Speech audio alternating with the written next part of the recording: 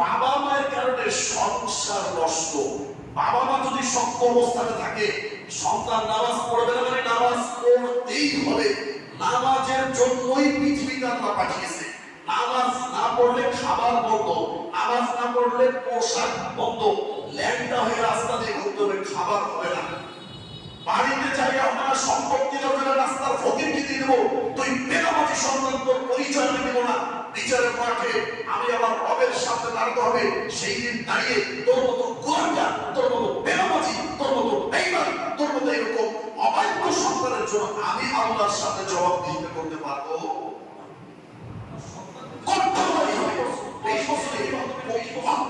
প্রতিদিন 5 ওয়াক্ত যদি বলে নামাজ পড়তে হবে, পড়তে হবে, পড়তে হবে, না পড়লে পিটাইতে হবে, 20 বছর পর্যন্ত যদি এইভাবে বলেন, তাহলে সেই সন্তান নামাজি হবে না?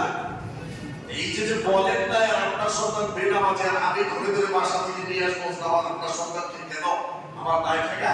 আমি কি এই জন্য আমি যেটা কোরআন এবং হাদিস থেকে সেটা আমি শুনিয়ে দিচ্ছি আপনাকে, আপনি কাপুরুষ বাবা, আপনি ব্যর্থ অপদার্থ একজন পা হয়ে এই সমাজের ভিতরে আপনি টিকে থাকতে পারবেন, দুনিয়ায় টিকে থাকতে পারবেন, কিন্তু পরকালে আল্লাহর সামনে ওই সন্তানকে আপনি জবাবদিহি করতে পারবেন না।